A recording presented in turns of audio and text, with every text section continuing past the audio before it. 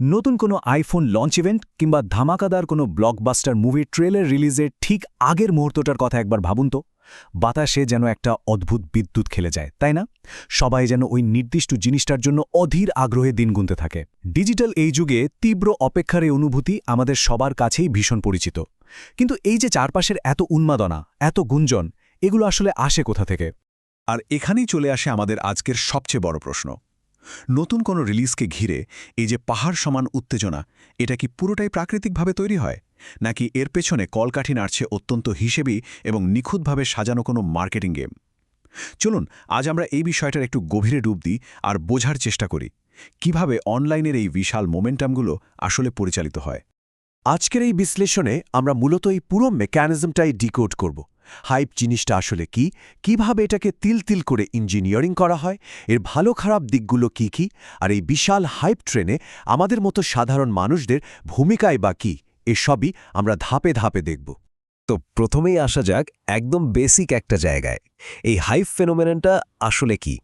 খুব সহজ কথায় বলতে গেলে কোনো নির্দিষ্ট প্রোডাক্ট, ব্যক্তি বা ইভেন্ট রিলিজ হওয়ার আগেই তার চারপাশে যে বিশাল একটা কৃত্রিম বা স্বাভাবিক উত্তেজনার পাহাড় তৈরি হয়, সেটাই হলো হাইপ।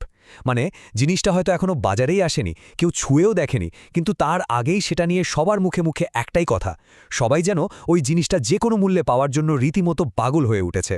এখন আপনাদের মনে হতে পারে ডিজিটাল প্ল্যাটফর্মগুলোতে ঠিক কোথায় আমরা এই হাইপ সবচেয়ে বেশি দেখতে পাই। সাধারণত ইউটিউব বা অন্যান্য সোশ্যাল মিডিয়ায় বড় বড় কন্টেন্ট ক্রিয়েটরদের নতুন কোনো প্রজেক্ট কিংবা ধরুন আইফোন বা সোনির নতুন মডেলের ক্যামেরার মতো টেক প্রোডাক্টগুলোর ক্ষেত্রে এই হাইপ সবচেয়ে বেশি চোখে পড়ে। এমনকি বড়সড় কোনো হাই প্রোফাইল গেমিং ইভেন্টকে ঘিরেও এই ধরনের উন্মাদনা তৈরি হয়। এগুলোই মূলত হাইপের সবচেয়ে বড় এবং সাধারণ লক্ষ্যবস্তু।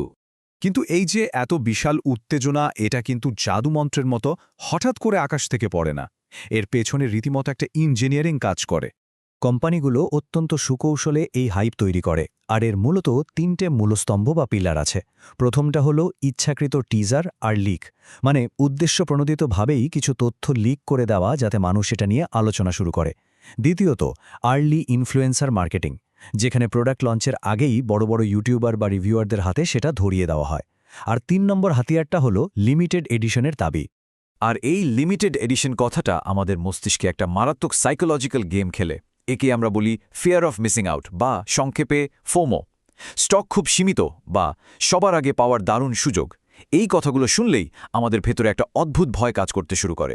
মনে হয়, ইস, সবাই হয়তো ট্রেন্ডের সাথে এগিয়ে যাচ্ছে আর আমি বোধহয় পিছিয়ে পড়লাম। ঠিক যেন সবাই মিলে একটা দারুণ পার্টিতে আনন্দ করছে আর আমি একা বাইরে দাঁড়িয়ে আছি। এই পিছিয়ে পড়ার ভয়টাই আসলে একটা চরম শক্তিশালী অস্ত্র হিসেবে কাজ করে, আর হাইপকে একেবারে রকেটের গতিতে বাড়িয়ে দেয়। অবশ্যই মুদ্রার যেমন এপিঠ ওপিঠ থাকে, তেমনি এই ইঞ্জিনিয়ারিং করা উত্তেজনারও বেশ কিছু সুবিধা এবং অসুবিধা আছে। সুবিধার কথা বলতে গেলে হাইপের কারণে যে কোনো ভালো কন্টেন্ট বা প্রোডাক্ট চোখের পলকে লাখ লাখ মানুষের কাছে পৌঁছে যায়, যেটা যে কোনো ব্যবসার জন্যই আক্ষরিক অর্থে অত্যন্ত লাভজনক। কিন্তু আসল বিপদটা লুকিয়ে থাকে মুদ্রার অন্য পিঠে, যাকে আমরা বলি ওভারহাইপ। চারপাশের উত্তেজনায় মানুষের প্রত্যাশা যখন একেবারে আকাশ ছুঁয়ে ফেলে, আর প্রোডাক্টটা যদি শেষ পর্যন্ত সেই প্রত্যাশা পূরণে ব্যর্থ হয়, তখন ক্রেতাদের হতাশা একেবারে চরম পর্যায়ে পৌঁছায়।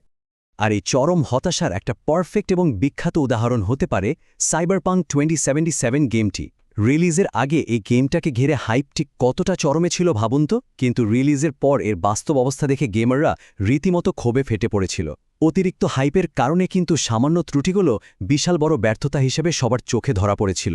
হাইপের বালুন যখন ফাটে, তার পরিণতি যে কতটা মারাত্মক হতে পারে, এটা তারই সবচেয়ে বড় প্রমাণ। তাহলে এই পুরো ইকোসিস্টেমে এই যে বিশাল একটা ট্রেন ছুটে চলেছে, সেখানে আমাদের অর্থাৎ সাধারণ দর্শকদের ভূমিকাটা ঠিক কোথায়? ইন্টারনেটে যখন কোনো একটা টপিক ট্রেন্ডিং হয়ে যায়, তখন দেখবেন প্রায় সব ক্রিয়েটাররা সেই একই বিষয় নিয়ে কন্টেন্ট বানাতে শুরু করে। সবাই মিলে একেবারে প্ল্যাটফর্ম ভাসিয়ে দেয়। এই ব্যাপারটা কি বলা হয় হাইপ ট্রেন্ড। ভিউয়ের আশায় এই ট্রেনে ওঠার জন্য অনেক সময় ক্রিয়েটাররা এমন মারাত্মক সব ক্লিকবেট থাম্বনেল ব্যবহার করেন, যা দেখলে ক্লিক না করে উপায় থাকে না। এমনকি সত্য মিথ্যার এক অদ্ভুত মিশ্রণ তৈরি করে পুরো জিনিসটাকে একটা বিশাল ভাইরাল মোমেন্টামে রূপ দেওয়া হয়। আর ঠিক এই কারণেই চারপাশের এই অন্ধ উন্মাদনায় গা ভাসানোর আগে সাধারণ দর্শক হিসেবে আমাদের একটু থমকে দাঁড়ানো দরকার। স্রোতের বিপরীতে গিয়ে একজন সচেতন ডিজিটাল নাগরিক হওয়াটা খুব জরুরি। ভিড় যেদিকে যাচ্ছে সেদিকেই অন্ধভাবে না ছুটে যে কোনো প্রোডাক্ট বা কন্টেন্টের পেছনের আসল মান বা কোয়ালিটি নিজে থেকে যাচাই করে নেওয়াটাই কিন্তু দিন শেষে সবচেয়ে বুদ্ধিমানের কাজ। আমরা আমাদের আজকের এই বিশ্লেষণের একদম শেষ পর্যায়ে চলে এসেছি। এতক্ষণের আলোচনায় অন্তত এইটুকু পরিষ্কার যে হাইপ আসলে এমন একটা মেকানিজম যা আমাদের মনোযোগ কেড়ে নিতে বাধ্য করে, কিন্তু এর পেছনের কলকাঠিগুলো চেনা থাকলে আমরা এই ডিজিটাল দুনিয়ায় আরও সচেতনভাবে বিচরণ করতে পারব। তো শেষ করার আগে একটা ছোট্ট প্রশ্ন রেখে যাই আপনাদের জন্য। একটু চারপাশে তাকিয়ে ভাবুন তো, এই মুহূর্তে ডিজিটাল ল্যান্ডস্কেপে কোন ট্রেনটা সবচেয়ে বড় হাইপ ট্রেনে শোয়ার হয়ে ছুটে চলছে? একটু ভেবে দেখবেন। আজকের মতো বিশ্লেষণ আমরা এখানেই শেষ করছি।